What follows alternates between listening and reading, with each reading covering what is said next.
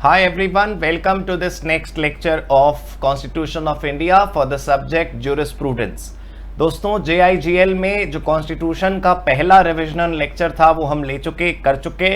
आइए आज कॉन्स्टिट्यूशन की क्लास को आगे बढ़ाते हैं। In this constitutions class we have 5 more pages to go for.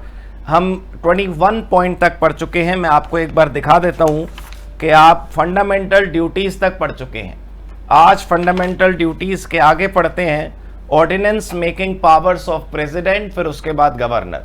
दोस्तों जब पार्लियामेंट सेशन में नहीं होती या तो दोनों ही हाउसेज लोकसभा राज्यसभा या any one of the house is not in the session, then a particular law which is needed can not be made, a parliamentary proceeding can not take place.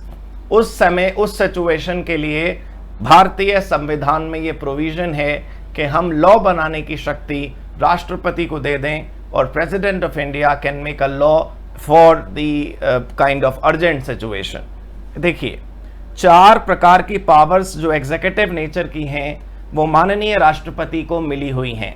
4 powers of executive nature have been given to the president vest in the president. First is administrative power, military power, legislative power and judicial power. मतलब अगर अदालत किसी convict को अपराधी घोषित करने के बाद उसको सज़ा सुनाती है तो भी एज अ जज राष्ट्रपति जी उसकी जो सज़ा है वो माफ़ कर सकते हैं। ऑर्डिनेंस मेकिंग पावर जो है दोस्तों, वैसे मैंने आपको अभी बताया, on matters on which parliament can make laws, वो मैटर्स जिनमें पार्लियामेंट लॉ बना सकती है उन्हीं मैटर्स पर प्रेसिडेंट भी लॉ बना सकते हैं अगर पार्लियामेंट सेशन में नहीं है। When parliamentary enactment is not possible, upon advice of council of ministers का मतलब है कि भाई सरकार के खुद मंत्री राष्ट्रपति को सजेस्ट करेंगे, रिक्वेस्ट करेंगे कि आप एक ऑर्डिनेंस बना दो, ऑर्डिनेंस साइन कर दो, और राष्ट्रपति का मन है, उनकी मर्जी है कि वो ऑर्डिनेंस साइन करना चाहते हैं या नहीं। It is on the aid and advice of the council of minister, but president of India is not under a foundation to sign that ordinance. The council of ministers have to convince the honorable president that he should sign the ordinance. Otherwise you cannot create a pressure on president. He is president, right, head of the nation. Validity of जो है वो 6 weeks है from date of reassembly। जरा ये word याद रखिएगा कि ordinance जिस दिन आता है उससे 6 हफ्ते की वैलिडिटी नहीं है उसकी। आज ऑर्डिनेंस आया तो जब तक सेशन नहीं हो रहा, जब तक पार्लियामेंट नहीं बैठ रही, तब तक तो ऑर्डिनेंस वैलिड है ही है। लेकिन जो दोबारा से सेशन शुरू हुआ, दोबारा से पार्लियामेंट बैठी, दोबारा से असेंबली हुई, वहां से 6 हफ्तों के अंदर अंदर उसे पास कराना पड़ता है पार्लियामेंट से। अगर पार्लियामेंट उसे पास नहीं करती तो वो लैप्स हो जाता है, या 6 महीने पूरे हो जाते हैं तब वो लैप्स हो जाता है। You need to make a note of it that 6 weeks are to be counted from the date of reassembly. 6 weeks are not to be counted from the date on which the ordinance was signed by honorable president. Okay? अब जैसी power आपने यहां पर पढ़ी, बिल्कुल वैसी ही power यहां पर आप पढ़ेंगे गवर्नर जैसी। जो प्रेसिडेंट की आपने पढ़ी for the entire nation, similar to that we'll have a power of ordinance making of the governor for a particular state। देखिए ordinance making power of governor पढ़ने से पहले यहां पर लिखा है governor has 3 powers instead of 4 powers। कौन सी 4 powers दोस्तों? जो प्रेसिडेंट की पावर नहीं थी ये जो 4 पावर प्रेसिडेंट वाली थी, इनमें से जो मिलिट्री पावर है वो गवर्नर साहब के पास नहीं होती। बाकी administrative, legislative and judicial powers are available with the governor within a particular state. तो देखिए यहां पर क्या लिखा है, 3 powers instead of 4 powers, military power is excluded. जो मिलिट्री वाली पावर है वो यहां पर कवर नहीं है गवर्नर की शक्तियों में। ये भी ऑर्डिनेंस बना सकते हैं, similar provisions as of president. इनका ऑर्डिनेंस भी 6 हफ्तों तक चलेगा। ये भी हर उस बात पर रूल बना सकते हैं जिस बात पर लेजिस्लेटिव असेंबली रूल बना सकती है, लॉ बना सकती है, विधानसभा लॉ बना सकती है, और जब विधानसभा सेशन में नहीं है तब ये लॉ बना देते हैं, ऑर्डिनेंस साइन कर देते हैं। काउंसिल ऑफ मिनिस्टर्स की सलाह इनको भी चाहिए, ये भी अपने मन से साइन करते हैं। Council of ministers can not put a pressure on them to sign a particular ordinance, and इनका ऑर्डिनेंस भी जिस दिन विधानसभा दोबारा से खुलेगी, जिस दिन वो बैठेगी, वहां से 6 हफ्तों के अंदर ही इनके ऑर्डिनेंस की भी वैलिडिटी होती है। दोस्तों ये जो दोनों टॉपिक है, इनमें से एक भी अगर आप याद कर लें तो दोनों में सेम बातें हैं। गवर्नेंस की जो काइंड ऑफ शक्तियां हैं वो डुअल है, आप जानते हैं इंडिया में, नेशन की सेंटर पर और स्टेट की स्टेट के पास। तो बस जो आप यूं समझ लीजिए, head of the nation above prime minister is president और यहां राज्यों में गवर्नर। अब है legislative powers of union and states. We all know that the powers in India are divided in center and state. We have an existence of two sets of government, union and states. Okay, they are not subordinate to each other. ऐसा नहीं है कि central government superior है और जो state government है वो subordinate हैं. they actually complement each other, they coordinate with each other, they help each other in making good governance in the entire nation.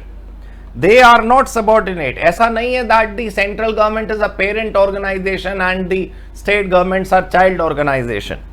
They are not subordinate to each other. They are in fact coordinate to each other. All right. Constitution में दोस्तों एक schedule है, schedule 7. 7th schedule has 3 list for law making powers. List 1 union list, जिनमें एक central government law बना सकती है उन मैटर्स में. लिस्ट 2 में वो मैटर्स लिखे हैं जिसमें स्टेट गवर्नमेंट लॉ बना सकती है. और लिस्ट 3 में वो मैटर्स हैं जो कॉन्करेंट हैं, जिनमें सेंटर और स्टेट दोनों के हाथों में पावर है. लेकिन जो अगला इस समय स्क्रीन पर आप लिस्ट देख रहे हैं वो उन मामलों की है जो है तो स्टेट सब्जेक्ट, लेकिन अगर स्टेट सब्जेक्ट हो तब भी central government can make laws in the following situation. Please let me make it once again clear.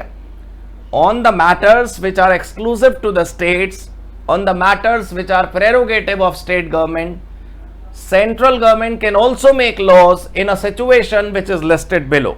अगर नीचे दी गई सिचुएशन में से कोई सिचुएशन हुई तो उन सिचुएशंस के अंदर क्या होगा बताइए. नीचे दी गई सिचुएशंस में क्या होगा कि पावर ओरिजिनली तो स्टेट गवर्नमेंट के पास है, लेकिन सेंट्रल गवर्नमेंट भी रूल बना सकता है. देखिए, सबसे पहला है नेशनल इंटरेस्ट. इमरजेंसी अगर डिक्लेयर हो गई हो तो. Break down of constitutional machinery in state, ये कॉन्स्टिट्यूशनल होना चाहिए, कॉन्स्टिट्यूशन नहीं, constitutional machinery in state. Upon request of 2 और मोर स्टेट्स, कोई ऐसा मैटर हो जो 2 या 2 से ज्यादा राज्यों को अफेक्ट कर रहा हो और वो लोग मिलके रिक्वेस्ट करें यूनियन गवर्नमेंट को, then union government can make law on that. Legislation for enforcing international agreement. Suppose we have an agreement with China और some neighbouring countries due to which the states which are at the coastal point, उनमें कोई law बनाना है या उनमें कोई changes करने हैं तो central government can do that. So these are the 5 matters, these are the 5 situations actually in which the state subject can also become the central subject. Okay, now interpretation की जो list है, interpretation of list के बारे में मैं आपको एक बात बताऊं. क्या होता है कि जो ऊपर 3 लिस्ट हैं, पहला यूनियन लिस्ट, दूसरा स्टेट लिस्ट और तीसरा कॉन्करेंट लिस्ट, उनमें कई बार कंफ्यूजन आ जाती है क्योंकि कोई मैटर मान लो दोनों की लिस्ट में हो, कोई मैटर सेंटर की लिस्ट में भी और स्टेट की लिस्ट में भी है, जैसे पब्लिक हेल्थ. तो अब अगर मान लीजिए कोई ऐसा मैटर है जिसमें कोई कंफ्यूजन है और लिस्ट में लिखे हुए मैटर्स को समझना है, तो हम कैसे समझें उसको लेकर यहाँ पर कुछ पॉइंट्स लिखे हैं. मतलब अगर जो सेंट्रल लिस्ट है, स्टेट लिस्ट है, कॉन्करेंट लिस्ट है, उसको इंटरप्रेट करने में कोई प्रॉब्लम आए तो उसके लिए कुछ रूल्स हैं, कुछ नियम हैं, वो जरा अब हम देखते हैं. तो ये 4 जो पॉइंट है, पहला है प्लेनरी पावर्स. प्लेनरी पावर्स का मतलब है कि सपोज लिस्ट में कोई एक सब्जेक्ट है, पब्लिक हेल्थ, एजुकेशन, एनीथिंग, तो उस मैटर पर लॉ बनाने की संपूर्ण power, extreme powers without any limitations. If a particular subject is listed in a list, they have all the powers. मेरा कहने का मतलब है कि अगर एक वर्ड लिखा है वहां पर लिस्ट में, कोई एक मैटर डिस्क्राइब है, तो उस मैटर जो वहां डिस्क्राइब्ड है उससे रिलेटेड हर सब्सिडरी मैटर भी कवर हो जाता है. No limitations on a subject given for law making. If a particular subject is present in the list of matters on which these governments can make laws, they then have all the powers to make laws. Second is harmonious construction. If there are two different lists in which two different matters are actually coming in conflict with each other, law should be made in a sense that there is no conflict remaining. Different entries in different list होना चाहिए यहां पर. Different entries in different list should not be permitted to have conflict. भाई law बनाने वालों को ऐसे कानून बनाना चाहिए कि यूनियन का स्टेट से कन्फ्लिक्ट ना हो, स्टेट का यूनियन से ना हो, इन दोनों का आपस में और दो अलग अलग लिस्ट की दो अलग अलग एंट्रीज के आपस में कोई कन्फ्लिक्ट ना हो. क्योंकि अगर ऐसा नहीं किया गया तो फिर कॉन्स्टिट्यूशनल मशीनरी वर्क नहीं कर पाएगी दोस्तों. चलिए अब आप अगला जो दो पॉइंट पढ़ रहे हैं, ये आपको मैं दोबारा याद दिला दूं कि ये चार नियम, चार प्रिंसिपल किस बात के हैं. ये चार प्रिंसिपल इस बात के हैं कि जब हम central list, state list, concurrent list पढ़ते हैं तो हमें इन बातों को ध्यान रखना चाहिए. These are the principle which will help us in interpreting these matters.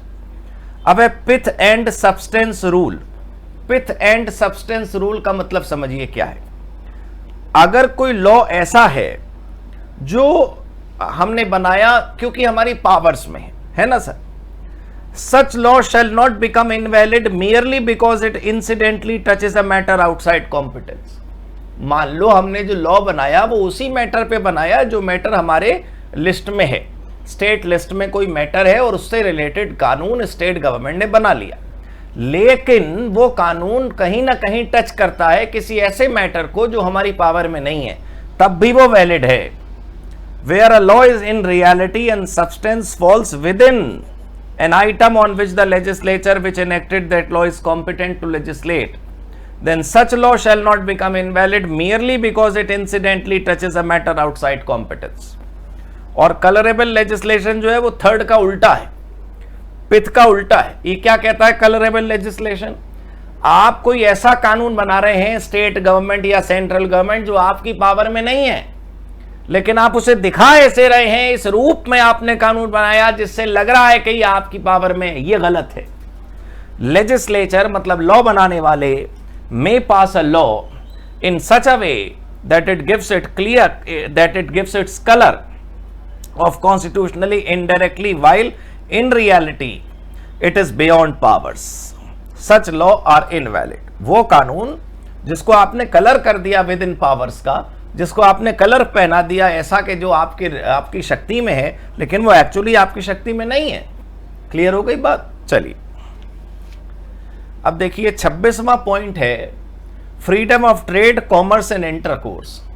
Trade करना है, कॉमर्स करना है, इंटरकोर्स करना है, ये आपकी अपनी स्वतंत्रता है. You can do in a manner you want to do.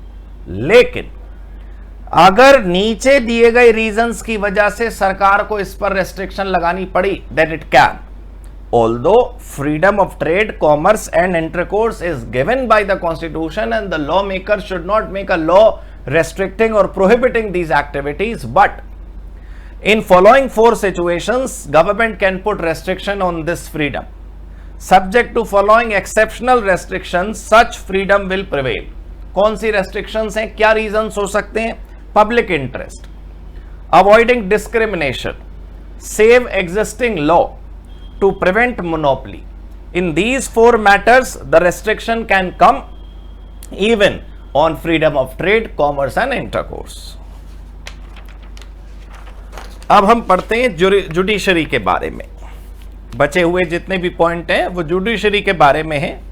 सबसे पहले जुडिशरी के लेवल्स देख लीजिए. ये देखिए पॉइंट नंबर 27 है जुडिशरी, और चार अलग अलग लेवल है जुडिशरी के. सबसे पहले सुप्रीम कोर्ट आप जानते हैं, आज़ादी से पहले प्रिवी काउंसिल होती थी और फेडरल कोर्ट होता था.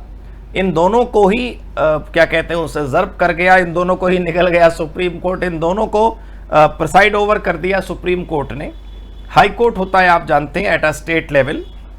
और उसके बाद सबऑर्डिनेट कोर्ट दो टाइप के होते हैं, एक सिविल कोर्ट और एक क्रिमिनल कोर्ट. सिविल कोर्ट को डिस्ट्रिक्ट कोर्ट भी कहते हैं, हर जिला में होता है. और क्रिमिनल कोर्ट भी दो लेवल्स का है, एक मजिस्ट्रेट और एक कोर्ट ऑफ सेशन। मजिस्ट्रेट भी दो टाइप का है, एक जुडिशियल और एक एग्जीक्यूटिव। जुडिशियल मजिस्ट्रेट सजा सुनाता है, executive magistrate prohibitory orders pass करता है कि भाई ये बिल्डिंग नहीं बनेगी, इसे रोक दो, या ये बिल्डिंग बनेगी, इसे बनने दो। तो जो सजा देने वाला काम है वो जुडिशियल मजिस्ट्रेट का, और एग्जीक्यूटिव मजिस्ट्रेट केवल एग्जीक्यूटरी और नॉन एग्जीक्यूटरी ऑर्डर्स देता है। डिटेल तो अब किताब में मिलेगी आपको, सब कुछ यहां डिस्कस नहीं कर सकते। Special tribunal we all know कि किसी खास मैटर के लिए बनाई जाती है। हमारे देश में अलग अलग मामलों के लिए we have national green tribunal, we have national company law tribunal. तो अलग अलग मैटर्स के लिए, ताकि उनके स्पीडी जजमेंट आ सकें, फटाफट ट्रायल हो सके, उसलिए ये विशेष अदालत बनाई जाती। अच्छा, अब अगला टॉपिक है writ jurisdiction of high court and supreme court. Writ समझते हैं आप? वो आदेश which is given to protect the fundamental rights, orders of the court which is given to protect fundamental right. मतलब कोर्ट, हाई कोर्ट या supreme court कोई order दे रहा है, और किस बात के लिए ऑर्डर दे रहा है? ताकि फंडामेंटल राइट्स जो कॉन्स्टिट्यूशन ने दिए वो सेफ रहें, वो प्रोटेक्टेड रहें। प्लीज मेरी बात समझिएगा, हाई कोर्ट, सुप्रीम कोर्ट या कोई भी अदालत न जाने कितने ऑर्डर देती होगी दिन भर में। उन सभी ऑर्डर्स में से हाई कोर्ट और सुप्रीम कोर्ट के वो वाले ऑर्डर्स जिनका पर्पस ये है कि फंडामेंटल राइट को प्रोटेक्शन मिले, उन्हें रिट कहते हैं, रिट ज्यूरिसडिक्शन। 4 प्रकार के ऐसे ऑर्डर्स हो सकते हैं, 4 प्रकार की ऐसी रिट हो सकती हैं। सबसे पहला habeas corpus, remedy available to a person who is confined without legal justification. एक आदमी को पकड़ के ले गई पुलिस, वो कह रहा है जी मुझे क्यों गिरफ्तार करा, पुलिस कह रही सुनाई नहीं देता, चल हमारे साथ।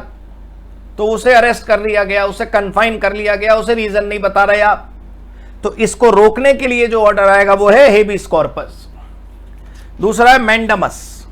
अच्छा, मैंडमस और प्रोहिबिशन दोनों एक दूसरे के ऑपोजिट है। आपको बताऊं, अगर high court, supreme court order देता है कि भाई ये काम करो, हम कहते हैं करो ये काम, तो वो मैंडमस है, हम आदेश देते हैं।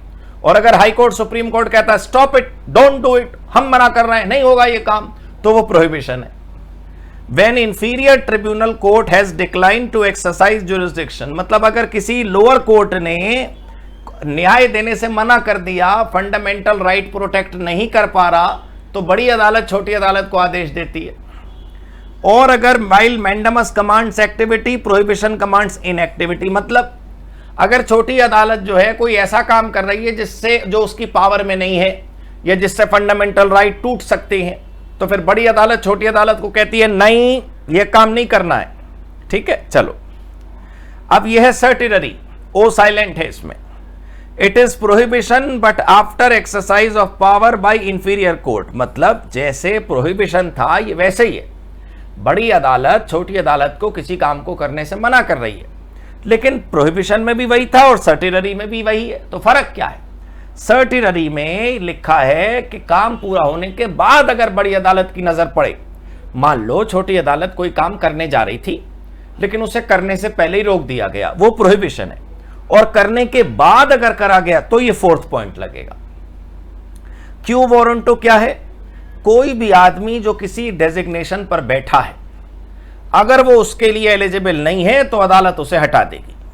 Unlawful claimant does not usurp a public office, किसी सरकारी पोस्ट पर एक गैर क्या कहते हैं उसे, इनएलिजिबल आदमी नहीं बैठ सकता, गैर योग्य आदमी, नाकाबिल आदमी।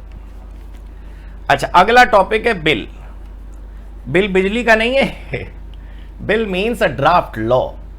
Before getting it signed by honourable president the law remains a bill, it doesn't become an act. तो इसके बारे में क्या लिखा है? ये ड्राफ्ट लॉ होता है। बिल के कई टाइप होते हैं। गवर्नमेंट बिल जो गवर्नमेंट प्रपोज करती है, प्राइवेट मेंबर बिल जो गवर्नमेंट के अलावा कोई भी सिंगल पार्लियामेंट्रियन, कोई भी सांसद पेश कर सकता है, ओरिजिनल बिल जो पहली बार आता है, अमेंडिंग बिल जो बदल कर आता है, consolidating bill which combines more than one matters, expiring law continuance bill, suppose a particular matter on which the law was proposed to be made is getting expired, तो उसको कंटिन्यू करने के लिए बिल। रिपीलिंग एंड अमेंडिंग, पुराने law को खत्म करना या बदलने के लिए बिल। वैलिडेटिंग बिल मतलब पुराने कानून को वैलिडेट करने के लिए बिल।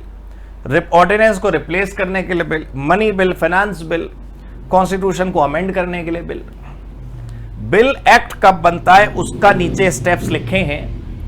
3 रीडिंग्स होती हैं इन पार्लियामेंट।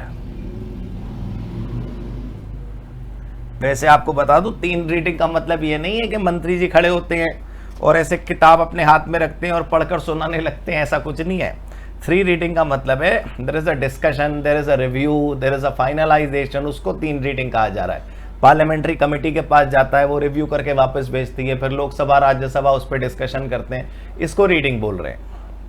ये बोथ हाउस से फिर पास होगा, प्रेसिडेंट उस पर अपनी एसेंट देंगे, तब जाकर वो कानून बन जाएगा। ठीक है, मैंने जैसा बताया पार्लियामेंट्री कमिटीज होती हैं। क्यों होती हैं ये दोस्तों? पता है आपको, हर मैटर पार्लियामेंट के जो मेन लोकसभा राज्यसभा हैं, जो अपर हाउस लोअर हाउस है, वो डिस्कस तो करते हैं हर matter, but their time is precious and they do lack time. हर छोटा मैटर और हर बड़ा मैटर अगर डिटेल में वही लोग इन्वेस्टिगेट और एनालाइज करेंगे तो टाइम लग जाएगा। So what happens is they make committee of few parliamentarians, few MPs का एक कमिटी बनाया जाता है on several matters. There can be an ethics committee, there can be a drafts committee, there can be a review committee. अलग अलग matters पे committee बनाई जाती है, वो अपनी रिपोर्ट देती है जिसके आधार पर सरकार लॉ बनाती है पार्लियामेंट में। इनका काम है रिव्यू करना और रिपोर्ट देना, रिकमेंडेशंस देना। कुछ कमिटीज तो परमानेंट नेचर की होती हैं जो संसद में बनी रहती हैं हमेशा, और कुछ एडहॉक हैं जो किसी पर्टिकुलर मैटर के लिए बनाई जाती हैं, और फिर वो कमिटी जब वो मैटर क्लोज हो जाता है तो कमिटी भी डिसॉल्व कर दी जाती है। ठीक है सर, ये कंटिन्यू रहती है।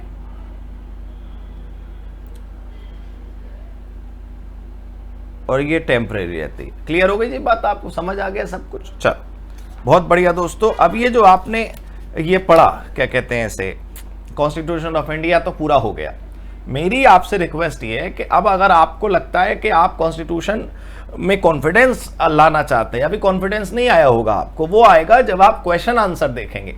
अगर आप अपने इंस्टीट्यूट का मॉड्यूल अब सीधे पढ़ने पहुंच जाएंगे तो प्रॉब्लम होगी। पहले आप स्कैनर देखिए, पास्ट एग्जाम पेपर्स में जो क्वेश्चंस आए आज तक कॉन्स्टिट्यूशन के वो देखिए।